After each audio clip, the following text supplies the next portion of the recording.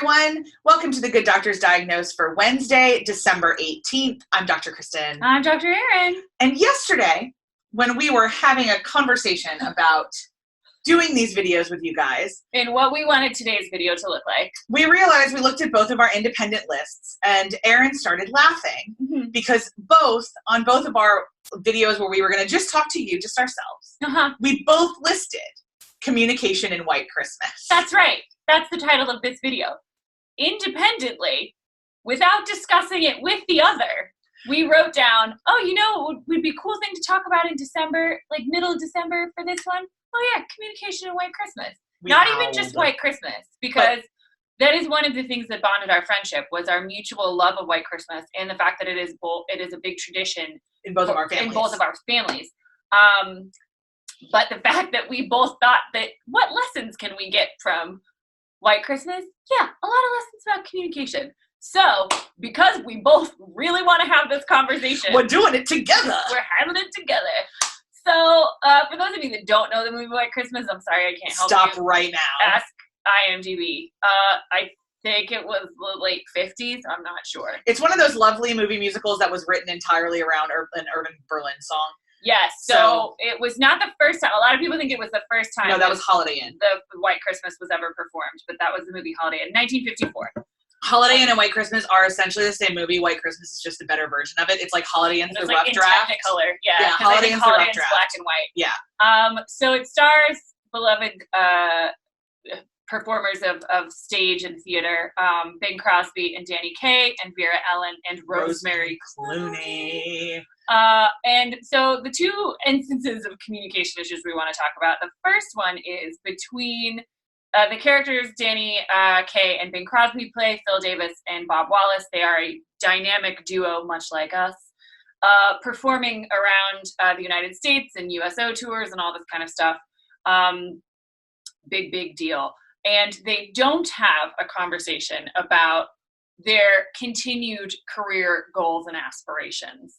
And so it ends up putting them on a rather complicated path based on each other's expectations and assumptions that they make about what Bob wants to do and what Phil wants to do.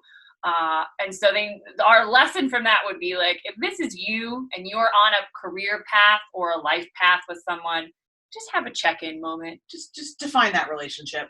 Have that old DTR. Sit down and say, is this where we want to be going? Particularly this video, as it's airing, is towards the end of the year. So if you want to pick at arbitrary time, the changing of a new year, have that conversation and be like, where are we going? Are you happy with where we're going? Am I happy with where we're going? There's a lot of drama that happens in the movie because Bob and Phil don't have that conversation for a while. So White Christmas wouldn't really have a movie. But it's a big lesson that we can take away from that. And then the second lesson. Guys, I think I've watched White Christmas 25 times, 30 times. Easily. For those of you watching this internationally, it airs all day on Christmas Day on AMC, I think. Yeah, but I also own it in like 4 different formats. So yeah, like we have it on DVD. We may even have it on Blu-ray. I definitely own it on iTunes. Like, this is a favorite. With two exceptions, I do fast forward through this one really long quasi-racist. No, just flat out racist. The minstrel show. The minstrel show song. Yeah. The minstrel show song. It is a movie. 100% racist. It is a movie of its time. Yes. And so we fast forward as a family through the minstrel show. Just like in Singing in the Rain, I always fast forward through that really weird dream ballet I can't handle anymore. Yeah. Anyway, so I've watched it a lot of times. Every single time, Emma the housekeeper pulls Rosemary Clooney's Betty. Nope. Yeah, Betty. Yeah, Betty. Pulls Betty aside, and after hearing a third of a conversation, creates an entire reality in which Bob Wallace is a bad man. Yeah. And he's manipulating what they're doing for this special event so that he can appear on Ed Sullivan. And then, yeah, instead of asking clarifying questions or going to speak to Bob about it himself, Betty redirects her life. Yes. Abandons her sister and moves from Vermont to New York. at the drop of a hat based off a snippet of an overheard conversation that she was not even a party to. So my, when I am a writer of short fiction stories, and I apply this test to nearly every story I write. Is this a White Christmas housekeeper problem? Could this problem be solved if somebody asked a question? So the lesson we want you to take from this is, particularly if you have a company culture right now that feeds off office gossip. Which, let's be real honest, all of them do. On some level. If you're facing particular problems from overheard conversations, misheard conversations, chats in the bathroom, miscommunication in email, we really want you to think about asking clarifying questions, going to the source of the information, and being as transparent as possible in the methods in which you communicate. Because it led to a whole host of unnecessary drama for our beloved Betty Haynes.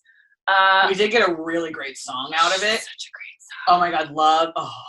And the debut of the guy who would go on to play Tony in West Side Story, George Sakiris. Yes, not Tony. Not Tony. Yeah, no, the other guy. Yeah, and something. Not Bernardo. Bernardo, yeah. Oh, Bernardo. Yeah. Guys, we got there. We got there in the end. I do love West Side Story. But he is a background dancer in White Christmas, which is always one of my favorite things. So we got some good music. We got a killer dress. Yep. She cried things she didn't need to cry. Also, the unnecessary stress and expense of travel at the holidays. Taking the train from Vermont to New York cannot be an easy thing. Anyway, there's lots of other really fun lessons for White Christmas. We could probably do an entire series of White Christmas. You can't tell from our giddy level of energy. This is the holiday movie gold standard for us. We love this movie unashamedly, even despite, because all of our favorites are problematic, even despite its minstrel show. Racism.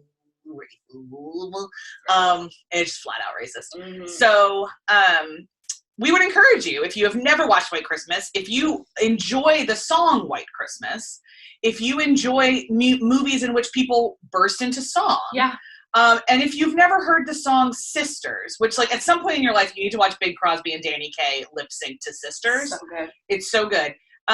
Give yourself 2 hours and watch a really fun 1950s classic. There are movie classics that are classics for a reason, and this is one of them. Yeah. So it is super schmaltzy. It is super white America. Totally accept it, but it's a huge part of our families, and we'd love it if it was also part of your family. Yes, but we always strive to learn from the art, even the art that we love. Yep.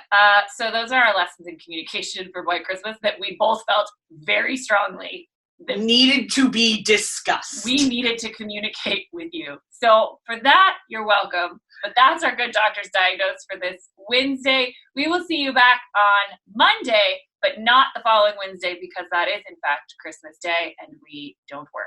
But we will see you Monday. Take care, everybody. Bye. Bye.